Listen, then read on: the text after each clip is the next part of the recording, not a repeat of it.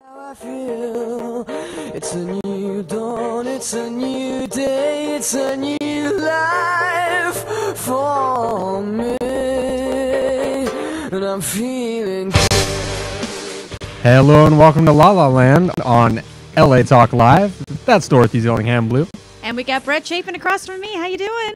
I'm good. Thanks for joining us on La La Land, everyone. This is the only nationally broadcast show by Los Angeles artists about Los Angeles artists on episode 110.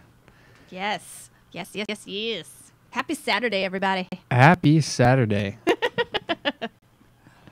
How's spelling bee going, Dorothy? Spelling Bee is going great. We are on week 4 out of 5, so we close next Sunday, May 12th, and tickets still available on Gold Star, or you can call 310-454-1970 or go to theaterpalisades.com.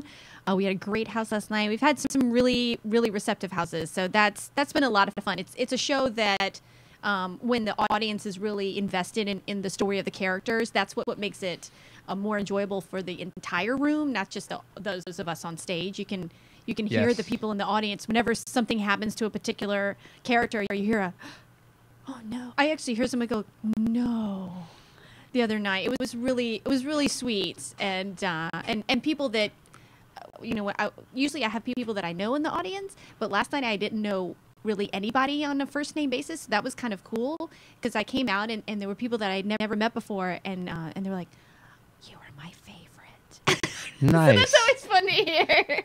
What's funny about that show is just all the audience participation Yes. and stuff that really makes the show. For people that don't know what we're talking about, who are turning in for the first time right now, Dorothy is in the 25th annual Putnam County Spelling Bee at Theater Palisades, theaterpalisades.com for the next 2 weeks, right? Yep, we close on May 12th, so come on out and see us. Yes. And hey, if you are a La La Land listener and I have not met you before, please hang out. I change quickly, and I'd love to meet you guys. So this is, of course, I've just joined the show in January, so I'm anxious and happy and willing to meet our listeners.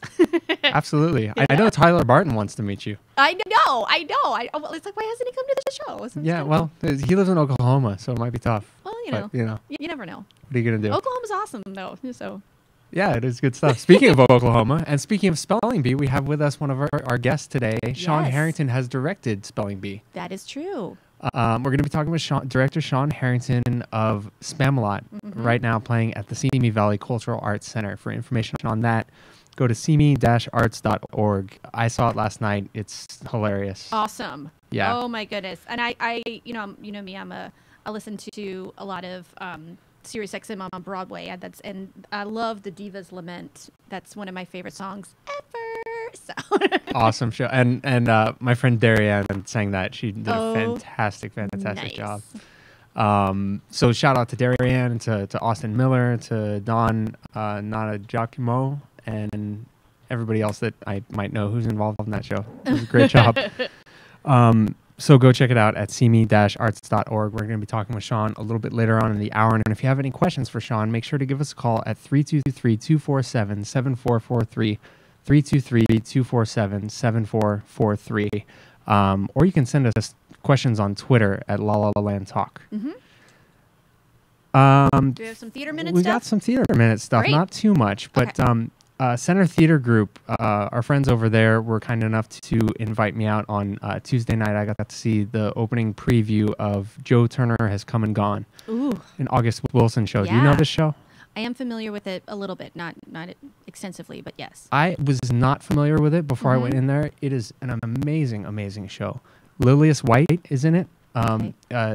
Big Broadway star. I could Nice. honestly, I could listen to her read the paper, and it would be, I would be enraptured. She's amazing. Keith David is in it, who I know from the John Carpenter movie that he did back in '85. They Nice. Live.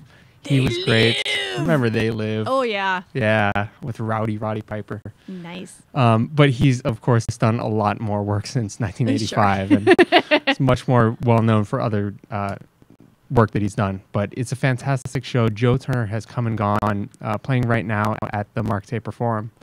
I believe it had its official opening on Friday. So it's playing for the next few weeks. So find out information about that at centertheatergroup.org. Cool. Good stuff. American Misfit is still playing at the theater at Boston Court. Go see it at bostoncourt.com. I haven't gotten a chance to yet, but I'm hearing great things about it. And our friend Michael Seal is the executive director over there. Always puts on great work. Always. What else do we have? Well, this is kind of big news. The world premiere of Sleepless in Seattle. Yes. The musical. That is coming. Our friend Jonathan White over at Pasadena Playhouse. Mm-hmm. That opens on May 24th. I'm really looking forward to seeing that. Yes. And I kind of want to just be there during previews or an opening just to watch Jonathan White. I mean, he's pumped. He is super pumped for the show. So and you know what? If someone is that pumped about a show, then it's infectious. And so I really want to see. I almost want to watch them watch the show. It was funny because when he was in here, I think we were actually promoting another show that Pasadena Playhouse was doing, and he spent so much time talking about Sleepless in Seattle. He was excited so about it. Sheldon Epps, who's been a guest on here, is going to be directing that, and and that's on its way. Like it's not just at Pasadena; it's in its pre-run to head towards New York. I think is really. I believe their pathway. I believe it's going to Broadway after Pasadena. Mm-hmm. Pretty big deal. Congratulations to them over at Pasadena Playhouse. It's good times when you have people that are passionate about a project and it has this future life. A friend of mine from college, Kate Baldwin, is in Big Fish, and that's going on in Chicago right now before it heads to Broadway. So that's really exciting. And she also just got some notice from she was in Giant. It didn't have a long run on Broadway, but she did get an Outer Critics nomination for that. So that's really cool. And it killed at the Tony Award nominations that were just announced. Giant. A little bit more. Kinky Boots did more. Kinky Boots and Matilda were the bigger sweeps. I thought Giant and Matilda were the two big ones. No, you're talking about drama. I think you're talking about Drama Circle. Maybe I'm thinking of Drama Circle Awards. Or Outer Critics or something. Because I remember, everybody thought that Matilda would be the one that would sweep the nominations, but Kinky Boots beat him by 1. They're 13 and Matilda's 12. Yeah, so we'll see what it is. I'm excited. I love the music from Matilda, but I've been listening to more Kinky Boots, and that Cyndi Lauper, man, she's a go-getter. Where'd she come from? But no, she really has a great ear for telling the stories, and if you're nostalgic like me, and her songs have always been a story, and so I think her transition into musical theater has really been seamless. So it's exciting to hear her. And what guy, around our age didn't have a crush on Cyndi Lauper back in the day? Really? I guess she was. Yeah, she was. And the hair. The high voice. Right. Yeah. I grew up in a very conservative town, and yet we all still at one point had either, the asymmetrical going on, or if we weren't allowed to cut it, we would put all of our hair like in a side ponytail and tease it or something. Nice. Mm-hmm. Call in and tell us about your side ponytail, guys. Yes, please. 323-247-7443. Well, they have that hair chalk now that makes it really easy to do this. No, but here's the thing: is like somehow Rex my son who's 4 saw a commercial when I was in the bathroom or getting ready for the day or something, and I come out and all of a sudden he starts talking to me. He goes, "Mommy, you need to get the crazy hair chalk and put it in your hair." And this is how commercials work. He goes, "You put it in your hair and it just comes out with shampoo." I said, "Thank you, Rex." He goes, "So we need to go to the store right now and go get you some hair chalk." So if I come in next week with pink hair, please come in with pink hair next week. I would love that. I know, with my dad in town. Yeah. That'd be awesome. Your dad's on air next week too. He is. Dr. Rex Dillingham is going to be on air. So he's coming in from Columbia, South Carolina. He is a great mix of he's like if Michael Caine and Andy Griffith had a third brother. So if there were 3 brothers, he would be that third brother right there. Love that description. Yeah. I cannot wait to meet him. Yes. He's an experience, yes. Good stuff. All right. Pink hair and your dad next week. Good times. And Tejas Theater. Looking forward to it. Yeah. So classic. We're classy here. Yes. So here's some exciting news. Yes.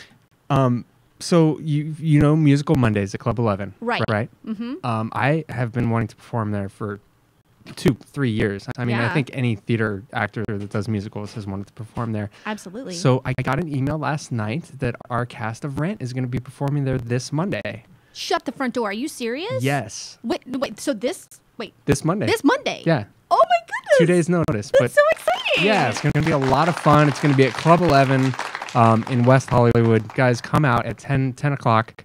We're actually performing with the other Rent cast that is doing their show that opens around the same time as ours. So we're gonna have a rent off. A rent off. We're gonna sing. They're gonna sing a little friendly competition. The audience is gonna Nice. vote by applause or something. I don't know. Oh my goodness. Yeah, it's gonna be a lot of fun. 525,000. Oh my gosh, it's gonna be who can out angst each other. I know. A lot of angst going on. Who can be more depressed? Who can?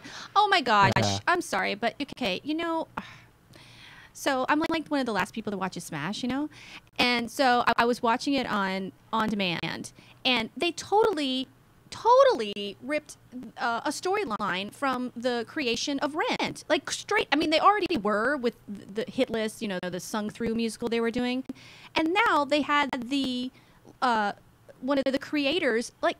Well, you don't know if he's dead or not. Sorry if I'm giving this away, but whatever. Like I said, I'm like one of the 4 people left watching. But they killed off one of the creators of the Rent-esque show. I mean, well, please be original. I mean, oh my goodness. I mean, I know everything is inspired by something else, but it's a little too literal for me. Really, come on. We could people. do an entire hour on Smash and We could. my thoughts on it. And your thoughts on it. I know. I was on board for a while. I was watching it for a while. But it Too I many don't know. scarves. Too It's many got- scars for you. Got a little too convoluted. The storyline. It's like Lost. It's like it got a little too complicated. I don't know. They did simplify it for season 2. Got rid of some more annoying characters, but then they added a couple more. I mean, I just wish they would find like a good 6 and like concentrate on those 6. That's it. Yeah, I hear you. Krista It's- Rodriguez being one of them. Like, she's a good one. Keep her around. That Make would her be bigger. good. Keep Deborah Messing too. She's great. Yeah, The main ones. the main one. Anyway, NBC, are you listening? Thanks. Yeah.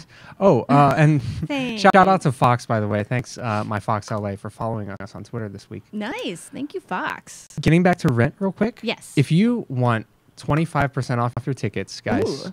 25%. This is an exclusive offer specifically for La La Land viewers. Oh, Go to therentproject.com and in the coupon code, type La La Land BTS, which stands for Beyond the Stage. It's the name of the production company. 25% off your tickets. nice. Pretty easy. And we open May 31st and run to June 2nd. Therentproject.com. Yay. So they are nice enough to extend that. We're the only talk show that they're extending that to. Ah, because we're They might fancy. know someone in the cast. I don't They know. do know someone, Yeah. or we know someone in the cast. Some right? nerd. I don't know what know. his name is. Or they know I'm someone Not sure if I like on the him or show. not. Actor Therentproject.com. problems. Hashtag actor problems. Exactly. So we're gonna be anything else? Theater Minute stuff. Theater Minute related. Theater Minute related. Yeah. That's all I had. I It's think. been crazy. I feel like it's been a crazy theater scene for about 2 months now. That there's been like 20 shows running at the same time, Yeah. and now I feel like everyone's able to breathe and maybe be able to see each other's stuff. Like I haven't been able to see anything Yeah. because I've been in a run, and you have to sort of tip your hat and offer apologies. It's kind of ridiculous because Yeah. for the LA Stage Alliance, we have to see 25 shows a year. I've not gotten to that yet. I mean, No. just there's so much going on. Yeah. And I should mention too, for the LA Stage Alliance, if you guys are interested in being voters for the Ovation Awards, we have our applications are open now at lastagealliance.com. I wanted to mention that. Should we talk about Fringe Foe? I was about to ask you about Fringe Foe. See what's going on. We need to get some responses. We've gotten a few, but we haven't. We don't have enough yet for the full 12. Oh, okay. So if you would like to have your Hollywood Fringe Festival show highlighted on our show and spoken about, free advertising, free marketing, pretty simple, send us an email to lalalandtalk@gmail.com with Fringe 4 in the subject line. What we're going to be doing is highlighting 4 shows over a period of 3 weeks of the Fringe Festival, talking about them on air, hopefully seeing them, and being able to report to you guys. So send Yeah. us an email with Fringe 4 in the subject line. Great. If you would like your show that's not in the Fringe to be highlighted, send us an email, tell us about it with Theater Minute in the subject line. Yeah, we're happy to talk up your stuff. That's our deal. We're all about free advertising for now For on now. the show. Take advantage of it now. Yes, yes. Seriously. It's going to be costing pretty soon. Just a little bit. Actually, new news for LA Talk Live. We got some new cameras here, and we've got a Yes. big screen TV that's going to be going over here, and you guys can advertise on that screen. That's right. So new opportunities coming. Yep. Now, just an update on the LA Stage Alliance storage space. I think they did reach their mark for storage, didn't they? They did. They not only Yes. reached their mark for storage, but they reached their phase 2 mark. They did reach it because Yeah. it was like I was following it until I had to, do things like laundry. So, and then they got the truck. They got the truck, which is very exciting because what this means is that, it reduces environmental waste. It is a cost-effective way for not only striking your set and storing it, but also for renting pieces that maybe another production had done before. So this is an all-over saver for the LA community and something that I think is a long time coming and is going to be very helpful for companies throughout LA. I agree. A storage, just to have a storage space, a central storage space where people can rent out materials and set pieces and Yeah. things like that. It's so great. So congratulations, LA Stage Alliance. And I'm looking forward to going to your new membership orientation tomorrow. So Aha. I'll probably have more information about it. Yes. And report more next week. Report. Yes, sir. I'm on it. So we're going to be back with Director Sean Harrington of Spamalot at the Simi Valley Cultural Arts Center. If you have any questions for Sean, make sure you give us a call at 323-247-7443. 323-247-7443. Check us out on Facebook at facebook.com/lalalandtalk, Twitter, twitter.com/lalalandtalk. You can send us an email at lalalandtalk@gmail.com. And we'll be back on La La Land Talk with Brett and Dorothy on LA Talk Live.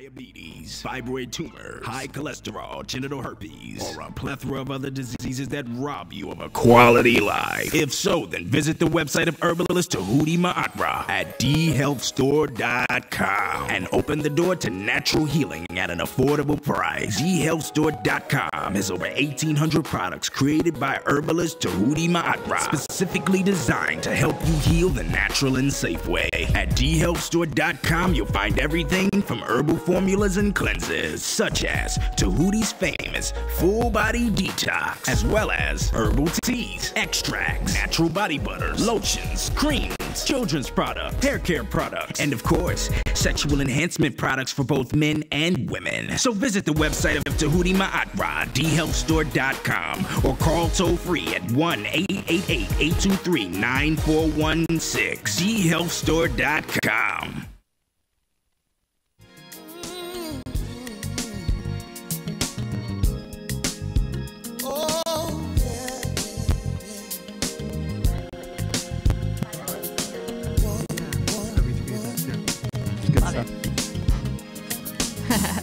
Welcome back to La La Land on LA Talk Live. That's Dorothy Dillingham Blue. And there's Brett Chapin. And we're talking today with Director Sean Harrington of Simi Valley Cultural Arts Center's Spamalot.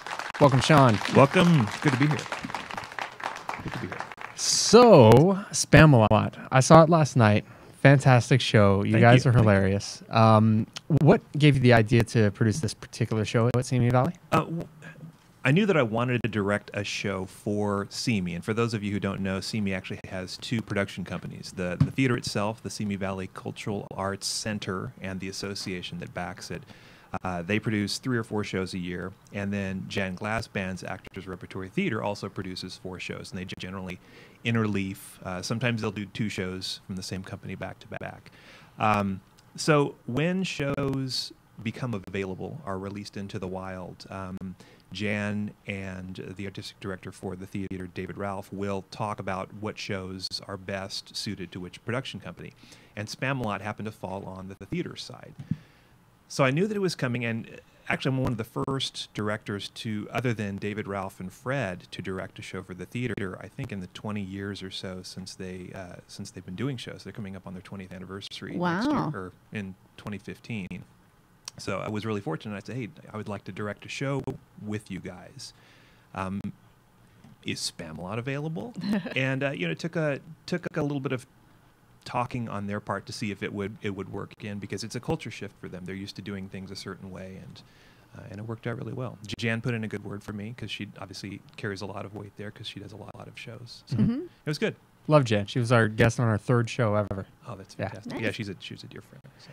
And it's obviously going well. You guys opened. The audiences are very, very responsive. Very responsive. And it's great because, you were talking about, it's great when you don't have any friends in the audience. For the past 4 shows, we kind of got past the friends, the first couple of performances. Right.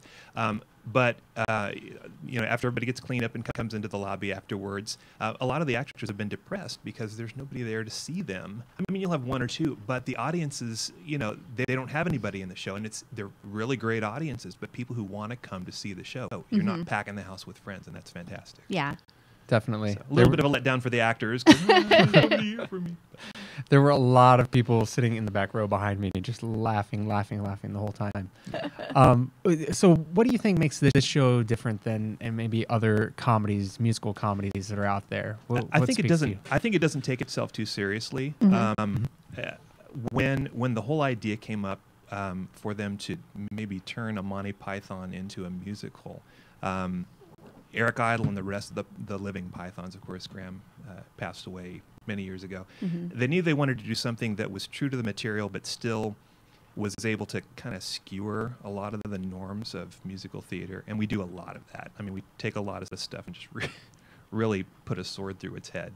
And they've done that really well. And Eric Idle comes from a background of doing the music that he writes, of course, for the movies and for the show when it was on. Are very true to classical English pub music or popular music, a lot of this type of stuff. So John Duprez, when he wrote the music for that, carried that on really nicely. There's a lot of homage to the music has things singing in the rain in it, and they just totally skewer everything. But he still keeps that very poppy, singable stuff in the show. You've got Always Look on the Bright Side of Life, which I defy anybody to not be humming that, on the way home. It does get stuck in your head. So it's accessible. And when Mike Nichols agreed to direct it, you think of Mike Nichols, you think of, this very deep stuff. He directed it specifically because he wanted something that would make Diane Sawyer, his wife, laugh. And they did that very well. He said it was probably one of the best experiences that he'd done because he had just a stellar original Broadway cast. That will never happen again, in history. And he just it's obvious how much fun he had doing that. So and I wanted to try to capture some of that with, I think, an equally great cast, a group of people who haven't really done stuff together before, but they just meshed really nicely. Definitely. Yeah. Well, That's the secret to great directing. Your first step is the casting. If you cast well, you've done a lot of your work, a lot of your prep work. Right, and you really, as a director, you have to beat the bushes early. Ooh. Because you got to clear people's schedules. A lot of theaters get into this, what I call the 3-month myopia, where if you're not casting a show, producing a show, or running a show, you kind of forget about what's coming up. A lot of good producers don't, but they also get, I've got to focus on, Singing in the Rain. I've got to focus on this, and you get into this slot. As a director, I have to beat the bushes. For the ladies who were called back for Lady of the Lake, most of them were folks who we had solicited ahead of time. And there's some great people who auditioned. We wound up with Darian, who I've worked with a lot in the past. I didn't know that she was going to be the one. I actually had to go see her in Aida in Moore Park to kind of remind me of how great she is. Some other, like I said, some really, really talented ladies who we called back. And sometimes callbacks are like a cage match. If we're really for a part that people really want, I mean, Right. they come in and they're like, "I'm ready to fight for this." And that's exactly what you want. You Yeah. want people who, there was a little bit of discussion among the production team. Well, are these the best choices that you're making with these people? And I think, I think it was vindicated on opening night that we did find the right mixture for the bread. Absolutely. Everybody really brings their own piece of themselves to the role, it seems. I mean, knowing a couple of the actors on stage, off stage, I can see their real personalities kind of in the part and what they bring to it. It's really interesting. Right. You mentioned Austin Miller earlier. And Austin, for example. Austin I yeah. did, he was the son of the lead character in Full Monty that we did 2008 up there. So I've known him since he's 11, 12 years old. And it's just been great to see him develop. And like, we were talking in the break, it's just been great to see him explode creatively in the past, And 3 I or 4 years. Being a teenage actor and doing work with adults, that's a great way to do it, is to develop your talent, just because you're kind of treated like an adult. Right. And it's weird because also being a kid, if the good ones don't develop that sense of shame, particularly if they're more comedic actors. If you can not worry about, I need to look cool while I'm over here, then you've got a great performer. That's where a lot of young actors lose it. I think around whatever age, 14, 15, they start worrying about looking cool instead of doing the It's parts, the vanity so. aspect of it. It's all right, if your character has a lot of vanity, then that's one thing. But if you as an actor have a lot of vanity, it can really it's a chokehold on your creativity. Right. We've all auditioned with those actors with a lot of vanity, and it's just they don't seem to be successful. No, they don't. Yeah, no, you need to do what the director tells you. Yeah. So spelling bee. Spam a Also lot. a great Spam show. a lot, yes. Spam a lot.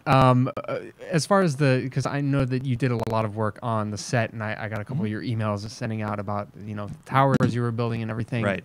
Can you tell us a little bit about that process? Simi Valley Cultural Arts Center is a great space, but it's also, like many small spaces, a tragically narrow space. Not a lot of wing space. We have a 16-foot by 24-foot elevator at the back of the space that we all fold things up nicely and neatly into, some stuff off stage. So I knew I needed to get a couple of anchor elements for the stage. And at one point, the towers that we use that are there the whole time in the show, we're going to actually climb up the side walls of the house a lot. But I also, in my day job, work for the Ventura County Fire Department, and I spoke with some folks in building and safety, and they said, that's not quite a great idea. You're blocking off sprinklers and egress paths. And I said, yeah, it's not worth the risk. So we scaled it down, and there's actually 3 or 4 scenic elements that I had originally designed for the show, 2 huge staircases and a platform that were going to come down stage and be very dramatic during the reveal of Prince Herbert and his father. It was just too much for the stage crew to move in and out. We have our orchestra way upstage behind a cutout. It's easier for us to maintain the sound levels back there. I would love to feature them more. I'd love it if we could drop the mountains and expose them during curtain call. There's just not a way to do that. Yeah. But you start to simplify. Tech Week, all things become clear. Yeah. And we very quickly cut a lot of those elements. So hopefully we'll be able to use those again in La Cage aux Folles or something like that. Hey, yeah. Looks fantastic, though. Thank you very much. Absolutely. Yeah, a lot of people working very diligently. We were very fortunate this year. Normally, between the 2 weeks between the shows, SeeMe will do a concert. They'll have one of the tribute bands that kind of makes their rounds in SeeMe. We were fortunate this time that we didn't have those, so we could actually start building and installing the night that Legally Blonde closed. So we good. Yeah, you were Easter done pretty Sunday, early, I remember. Easter Sunday we shipped it off, packed it up, and got it all installed. Ooh. Fantastic. Yeah. We're talking with director Sean Harrington of Simi Valley Cultural Arts Center's Spam-A-Lot. If you have any questions for Sean, be sure to give us a call at 323-247-7443, 323-247-7443. You were touching on the casting process a little bit before. What do you think makes the casting of this show particularly good? Is it the level of the actors, or is it something else? Absolutely. Now, for me, when I cast, I look for 2 things. Obviously, talent. Yeah. I hate to say you type people out, but you do. You look for talent when you cast? Well, Yeah. It's so Shocking. visual. but really a particular type of talent. I look for actors who I know can trust me and who I think have a level of trust that they can offer, because you can't steal trust. You have to offer it. And then in this particular case, most of the people I cast were the ones in the audition process who were not doing impersonations of the Pythons. Nick Ferguson, who plays Lancelot and the French Taunter and the Knee Knight, he was one of the few people in the audition process who wasn't up there doing a John Cleese impersonation. He really brought something new to it. He really steals that scene as He the does. taunter. He does. Yeah. But he still pays homage to the original thing. He gets the inflections of the elderberries line just perfect. Yeah. And there's a little bit more that he adds to it. In the scene readings, particularly with Lady of the Lake, what really set Darian apart was, aside from the fact that she's got a smoke instead of pipes, she just really sings the hell out of it. She got the interaction between her and John Dantona, who plays Arthur. They really meshed up. The other ladies were great. She was just a little bit better. So, and that's always the kill. Whenever I cast, I always call the people who I don't cast and say, "Here's, I'm casting somebody else," because I feel it's important to tell them that. And it's painful, because I can hear. We spoke about Dawn earlier when we were doing Avenue Q a year ago. She wanted to do that role really well. She wanted to do Kate Monster, and she was very good. But that call was difficult. But I'm glad that I made it, and she thanked me later for making that call, because it's pretty rare. I don't know that at certain levels that you can always do that, because there's that level between the casting director and the director. But Did she play Kate Monster or no? she did not. She auditioned very well for the role, but it went to Danielle Judovitz. So Okay. Well, you can't win them all in acting. We all know Exactly. it's just Just another gotta keep show. going. Just another show. And and that audition, because she was like so invested in it, you're gonna remember her Absolutely. always and always. So the audition for a particular play, commercial, whatever, is not the final audition in your life for that person. It's not the only project you're auditioning for. Right. Every audition is for a project that all the people in that room and anybody who sees you on tape, it continues. So. And directors talk. They do. They're not always friendly, but they do talk. A friend of mine, Devery Holmes, is going to be casting Forever Plaid up at Caneo Players, and I Facebook messaged her the other day. I said, hey, you've got to come out and see some of these guys in Spamalot because they're very, very good, especially if you're going to go with, and I think she is, a younger cast for Plaid, because a lot of productions of Plaid you see, they tend to be 30 years old-ish, very accomplished singers and performers, and they get the humor in it. However, if you can turn a bunch of guys who are actually the right ages into that, I think there's something great that can speak to new audiences with Plaid, because Plaid is very sweet. It is. And the characters are written in their like 19, 18, right? Yeah, they've just graduated high school. Yeah. You know, when they get creamed by the school bus of Catholic schoolgirls. I love that show because I was in Boston after I finished high school, my family, we decided to take this road trip from Columbia, South Carolina to Prince Edward Island, Canada, all in our, Chrysler Town and Country minivan, like the whole family, grandparents, my sister and my parents and I, all we go. And we go to Boston was one of our stops. We stopped at several places, Mystic and Salem and all these things. But we went to Boston, and my grandfather was being so grumpy the whole time. And so, well, we're going to go see a show. And he goes, what are we seeing? What are we, Forever Plaid. What is this show? What is this show? We sit down, and the music starts. And at this point, he's, in his late 60s. And his posture changed. He immediately woke up. He goes, this is my music. This is my music. And he all of a sudden went from being in his late 60s to being in his early 20s. And right before my eyes watching that show, it was so magical. And then they started playing Perfidia. He was just nuts. And he played drums in a big band. He's like, they're playing Perfidia. They put my sister on stage. It was a wonderful experience. It's one of those, those moments where you're like, theater. And even though he kind of came to my stuff under duress at times, he loved Forever Plaid, which I'll never be in, but my wife and I were fortunate to see the original production at the Cannon Theater, many, many moons ago with the original cast, and I still see a lot of those guys, in shows with Cabrillo and other stuff and friends with Jason Gray. We're both from Oklahoma, and it's just great to see those guys do other stuff because I think of that night and how great that original show is, and it just gelled perfectly. Great group of four guys in their show. So. Yeah. There's one of our board members at Theater Palisades that's been lobbying to do that show at Theater Palisades for forever. And yes. It's easy. I mean, you just spend a lot on props and a fair amount on costumes, but it's like I said before, I like those small, smart shows. Yeah. Spelling Bee is one of those. Avenue Q can be one of those, minus the whole multi-$1,000 puppet thing. Seriously?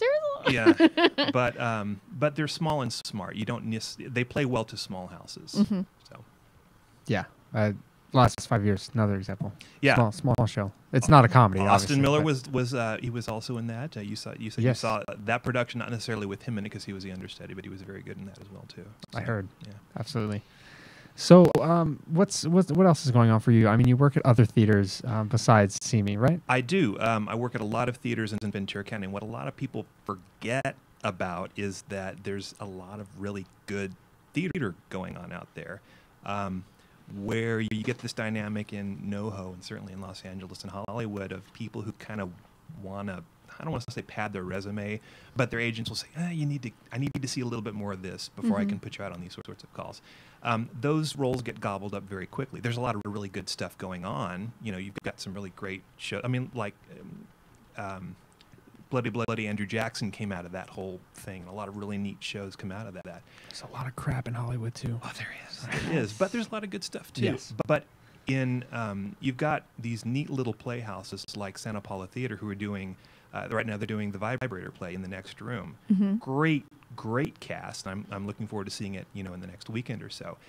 It's a bit of a trek, Mm-hmm. the Elite Theater up in Oxnard, where last 5 years was. I just saw God of Carnage on Thursday night. Again, great cast. It's just very hard to get people to go up there, and they're doing these newer, really great Tony Award-winning shows, Pulitzer Prize-winning shows. Yeah, I couldn't believe they're doing God of Carnage. That's great. And it was brilliant. My good friend Tom Eubanks directed, and it was he did a lot with not a whole lot of resources because they just kind of uprooted themselves about 6 months ago from the Pettit Playhouse, which was downtown in Oxnard in a basement with these two gigantic pillars. They just uprooted themselves and went to the new to their new space, which is in Winnemie Harbor, Channel Islands Harbor. So they've been trying to get their legs over the past couple months, but they're pretty well settled. So, Nice. Yeah. Good theater. My cousin just moved to Ventura. Oh, it's a beautiful, beautiful place. Yeah, People she's all forget that. excited. I mean, minus the smoke for the next several days. Yeah. I also work for Ventura County Fire, so shout out to those guys who are on the front line keeping those homes safe. Yes. Absolutely. Thanks, guys. Thank you. Well, now I wanted to ask you. So, did your path to being a director? How did that? Were you an actor as well? I'm not. Yeah, I think it's been my experience that most proficient directors, because I won't say good or bad, because know how to work with all levels of actors, and particularly when you deal with non-professional resources, actors, musicians, and stuff like that, you have to have a good sense of what you can get out of them, and not talk down to them, Right. and give them what they need to get to a certain point. There's certain people in Spamalot who are at different levels. I knew, for instance, some of the people are very much crowd performers. You know, they're the type of people who you would see at a Renaissance festival or at a theme park, and they're very personable. They're the people who tend to improve upon the script a little bit over the course of the run. But they're very, very talented, and they're very, very sharp and very, very smart. And how you interact with them and what you give them is different from somebody who's been doing this a long time. John D'Antona, great actor. He was an Ovation Award winner last year for To Kill a Mockingbird. Oh, yeah, To Kill a Mockingbird, and he's very, very good and very, very realistic in his interactions. Doing Arthur was a little bit of a challenge for him because you have to be so standoffish and you can't interact as directly. You have to have that regal, and he just stepped into it. So Does a great job. yeah, he does a fantastic job, and he's very, very restrained because he can go way far right. In fact, he's at his another friend of mine, Bobby D'Antoni. He and Katie Krenz are getting married today, so they're exchanging nuptials this afternoon. So John's going to be skating in at 5 till 8 or so this evening from Oh the my wedding. goodness. So yeah, I was with Bobby in with Austin in Full Monty again. So producers. Nice. But to finish the question that you asked, I think it's important for a director to have acted a fair amount to do that. The part that I like the least, even though I'm pretty good at it, is being more of a producer director. Some of that stuff drives me nuts. Yeah. And the delta between doing shows for the theater versus doing shows with Jan is a go-getter. You can say, Jan, I need this, and this, and it's ordered off of Amazon or wherever, and she's great at finding the best deals and getting it here the quickest. So it's there when you need it.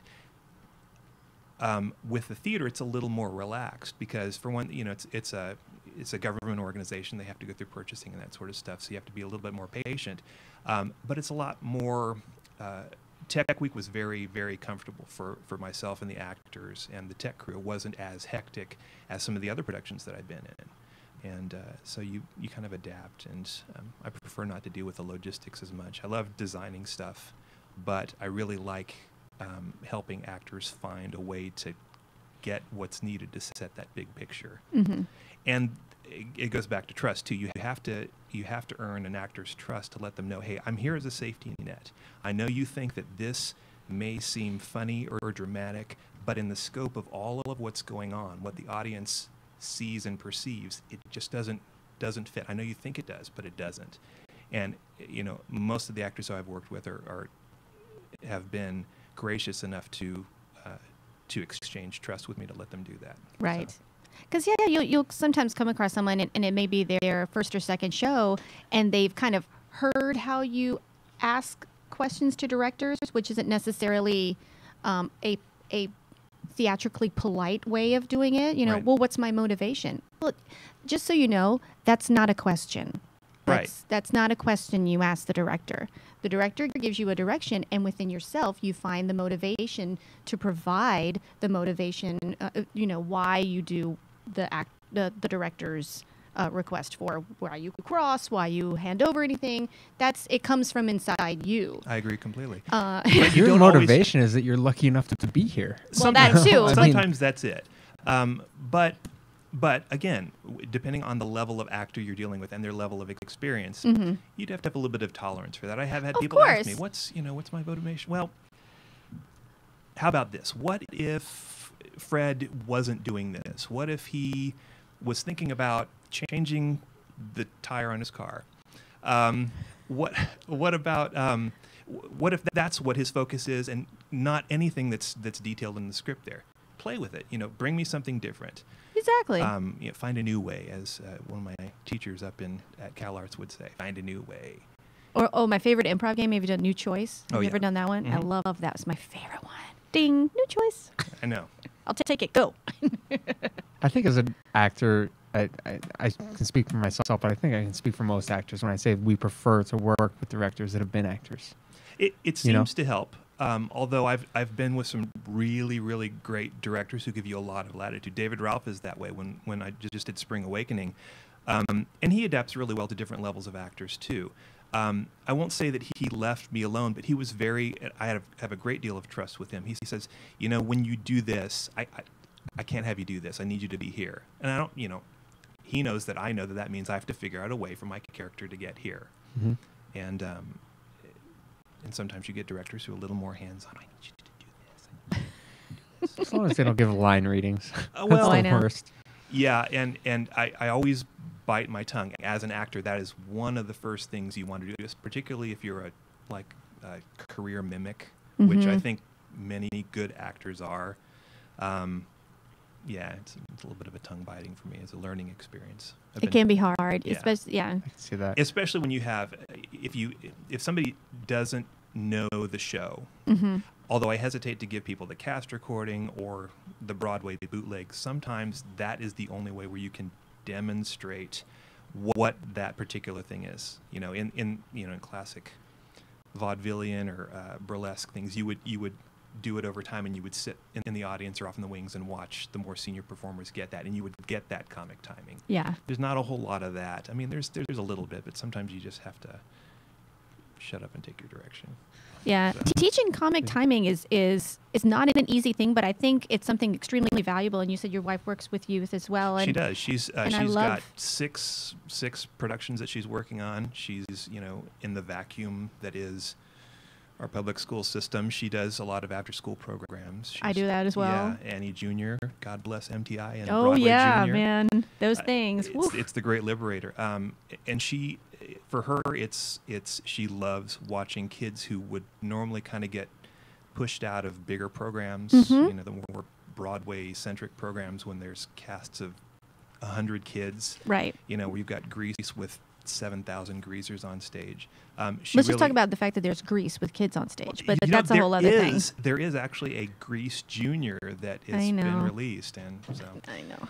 But she enjoys watching these kids come out of their shells and watching them come along. She does not. She doesn't reward kids for who've been in the program. I need to give her a Molly, or I need to do this. The kids really earn their roles. Yeah. And it's great. It's great to be able to do that like adults, like put on those costumes and just be in the space, and it changes the way a kid approaches their education, I think. I agree with that. Yeah, because I'm doing. Once I have Spelling Bee closing, and then I have my end of year shows for the 2 after school programs that I'm doing, and one has a cast of about 30. One has a cast of 102, but within that cast of 102 are people that maybe at the beginning of the year were so shy and in the back, but as we went on and on and on, they started learning not only the maybe one line they had, but everybody else's line. And now when that some people are starting to slack off, you have this first grader that's like, I know it. And I said, well, if you know it, then say it and say it proud. So right. they just go for it. And It's so wonderful to watch. It is fantastic to watch a kid just explode out of their shell, and sometimes they'll be like, No, you did it. Keep doing that. Yeah, they Yeah. see it. You can see it's almost like their skin starts to split or something. It's so Right. funny. and all three of our kids, we've got three kids. One who's at UC Riverside, Caitlin, my son Kyle, who's actually in Spamalot, and Maddie is going to be graduating 8th grade Millikan Magnet this year. Kyle, in particular, when he was allowed to do an adult program, he was one of the ensemble members in Spring Awakening. It was really great for him to kind of get how that transition works. So I'm really Nice. proud of him. So. What do you think is the most important thing that a kid as a teenager can get out of doing live theater at a young age? Or a couple of the most important things? Working as a group and solving problems. Yeah. Yeah. I mean, the trust thing is there. You know, if you can develop trust with somebody, you don't have to like somebody, but if you can get a level of trust between two people to agree that something is going to get done, whether it's motivation in a scene, I need to get over here to pick this phone up on this table or whatever, I think that's important. But with kids, being a part of a bigger whole and knowing that you don't necessarily have to be the star or the person of focus, you know, to be Right. an important part of that.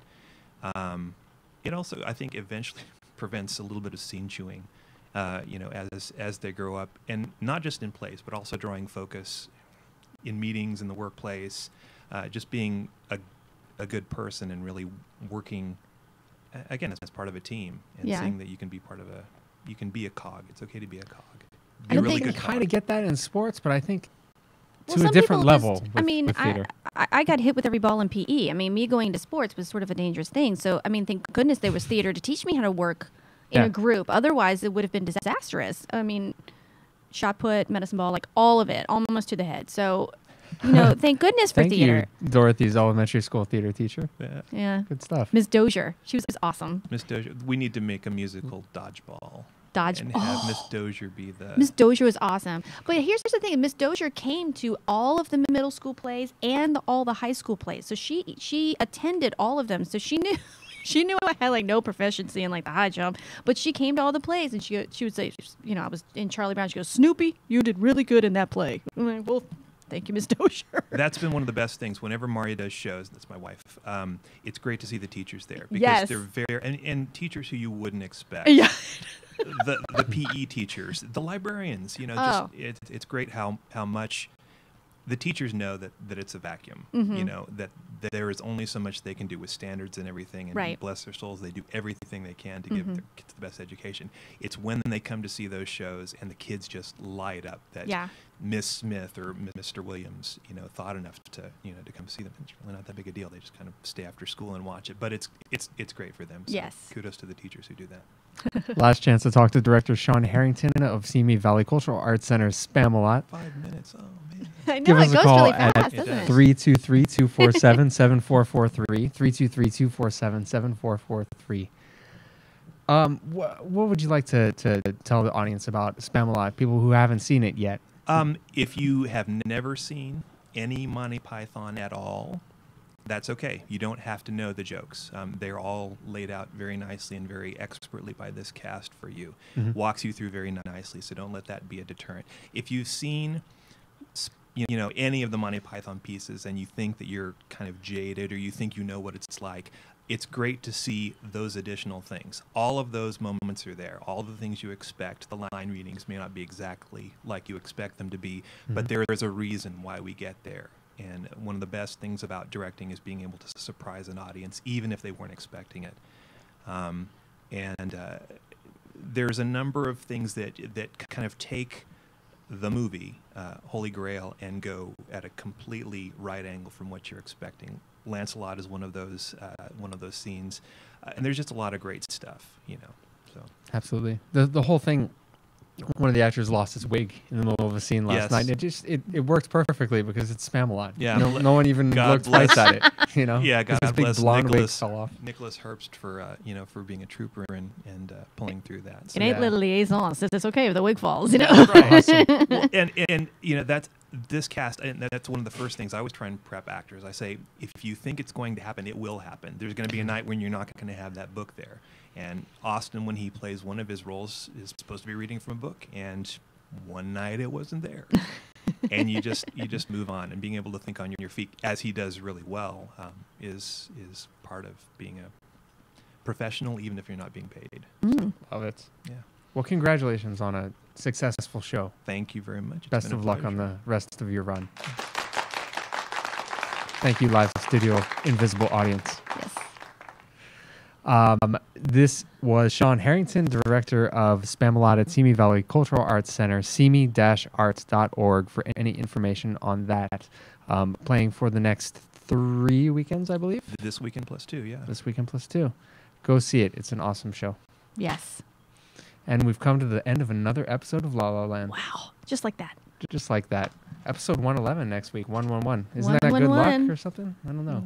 Yes, we will say it is. Yeah. Yeah. Good What- luck. What for is that La in La Land. binary? That's got to be something important in binary. Oh, yeah. Probably. I don't know. Anyway, next week is going to be awesome too because we have Armin Shimmerman and Jeffrey Wade of The Crucible at the Antaeus Theater. You sure about that? You don't have to elongate the S in his name. It's just Shimmerman. But Armin One of my Shimmerman favorite actors. and Jeffrey Wade. See, I wrote it down here. So I I know see it's that you right. wrote it down there. Yeah. Okay. We have this running joke that I get the guests' names wrong. I did it one time, and she like One time? know. You do it all the time. That's not even. Please. Do we have to talk about the fact that you added a cast member to Spamalot? No, let's leave that out for this time. See? Hi, Don. So until next week, Antaeus Theater, we're looking forward to talking to you, Armin Shimmerman and Jeffrey Wade of The Crucible. And until next week, you can find information about us at Facebook, facebook.com/lalalandtalk, Twitter, twitter.com/lalalandtalk. Send us an email at lalalandtalk@gmail.com. And that's Dorothy Dillingham Blue. And then there's Brett Chapin. And this is La La Land on LA Talk Live. We'll see you at the top.